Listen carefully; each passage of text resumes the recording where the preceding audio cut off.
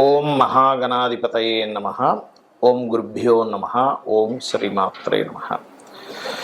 మనం ఈరోజు శని గురువులు ట్రాన్సిట్లో గోచారంలో ఒకే రాశి మీద పడ్డప్పుడు 12 లగ్నాల వారికి ఎటువంటి ఫలితాలు జరుగుతాయి. శని గురువులు ఒకవైపు మనకి డబుల్ ట్రాన్సిట్ కలిగించడం వల్ల మంచి శుభకరమైనటువంటి ఫ్రూట్ఫుల్స్ జరుగుతుంది, ఎటువంటి సందేహం లేదు. అలాగే కుజకేతువు కూడా కలిసి ఉంటున్నారు. మనకి ఈ రెండింటిని గమనించుకోవాలి. సో లగ్నం తెలిసిన వారు లగ్నం నుంచి చూసుకోండి, లగ్నం తెలియని వారికి రాశి నుంచి చూసుకోండి, అది సెకండరీ ఆప్షన్. సో ఈ విషయాలు చెప్తుంది నేనైనప్పటికీ కూడా చెప్పిస్తుంది సాక్షాత్ లలిత అమ్మవారిగా భావిస్తూ ఒక్కొక్క లగ్నం గురించి మనం తెలుసుకుందాం. మీన లగ్నము, మీనరాశి. మీనం వారికి డబుల్ ట్రాన్సిట్ అనేది దశమం మీద ఉంది కాబట్టి వృత్తి పరమైనటువంటి విషయాల్లో అనుకూలంగా ఉంటుంది. టీచింగ్స్, బ్యాంకింగ్, కన్సల్టెన్సీ సెంటర్స్, లేకపోతే వేరే ప్రాంతానికి వెళ్ళి ఉద్యోగం చేయాలని ప్రయత్నం చేసేటువంటి వారికి ఇది అనుకూలమైనటువంటి విషయం. కొత్త ఉద్యోగంలో మార్పు, ఉద్యోగంలో ఎదుగుదలకి చాలా బాగుండేటువంటి సమయంగా చెప్పుకోవచ్చు. మరియు ఇక్కడ సహజంగానే ఈ గురువు కూడా ఎప్పుడైతే 4వ స్థానంలో చతుర్థ భావంలో ఉన్నాడో కన్స్ట్రక్షన్స్ చేయడానికి, కొత్తగా గృహము, వాహనం తీసుకోవడానికి కూడా అనుకూలిస్తుంది.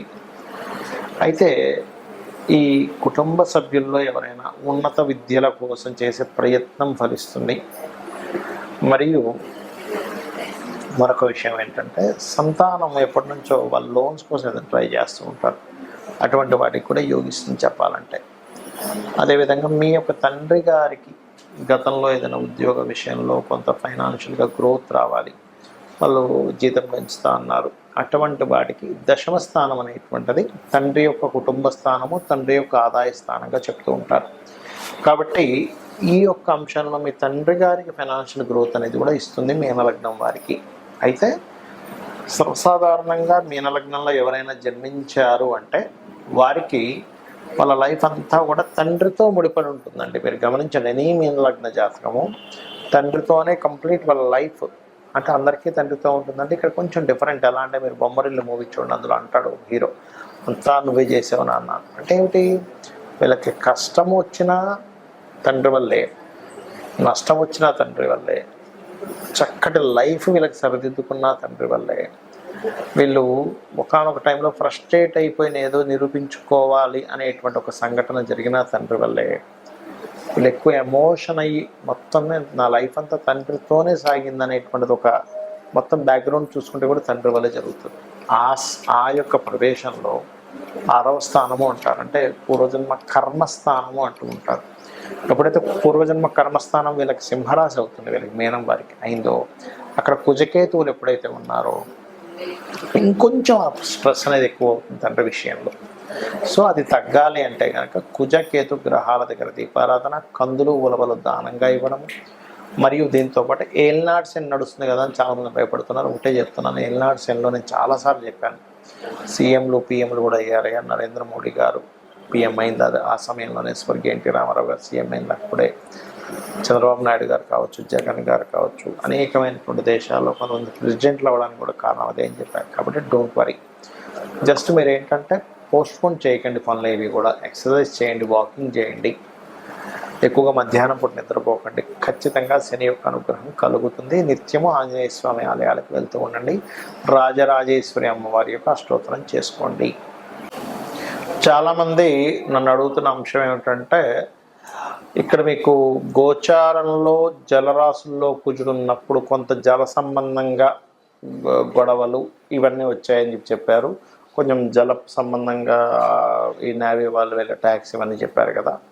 అదేవిధంగా ఎండాకాలంలో వర్షం అన్నారు, అదే రకంగా మనకు వర్షం కూడా పడింది. మరి అదే కుజుడు సింహరాశిలోకి వస్తున్నందుకు ఏమిటి అని చాలామంది అడుగుతున్నారు. ఇక్కడ సింహరాశిలో కుజుడు వస్తూ కేతు కూడా అక్కడ ఉన్నందుకు ఈ సంవత్సరం మనకి రాజ్యాధిపతి రవి, మంత్రి రవి అవుతున్నాడు.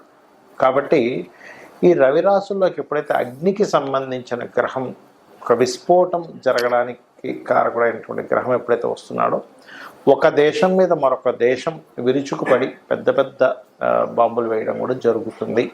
అది ఇండియా పాకిస్తాన్ అవ్వాల్సిన అవసరం లేదు, ఉక్రెయిన్ రష్యా కూడా అవ్వచ్చు, లేకపోతే అమెరికా ఇంకో దేశం కూడా కావచ్చు. ఏదైనా ఒక దేశం కావచ్చు, ఆ దేశం మీద పెద్ద స్థాయిలో ఎక్కువ ఉష్ణాన్ని కలిగించేటువంటిది వేయడం జరుగుతుంది.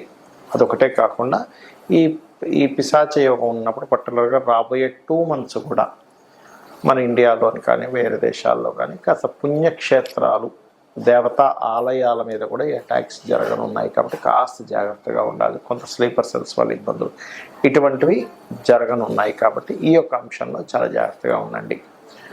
అయితే ఇక్కడ ఎవరి జన్మజాత చక్రంలో అయినా గుర్తుపెట్టుకోండి, వాళ్ళ పర్సనల్ చార్ట్లో ఇప్పటివరకు మనం ఏదైతే డబుల్ ట్రాన్సిట్ గురించి చెప్పుకున్నామో వాళ్ళ పర్సనల్ చార్ట్లో కనుక కొంతమంది చూడండి, ఇప్పుడు నాకు ధనం వస్తుందా లేదా అనుకుంటూ ఉంటారు.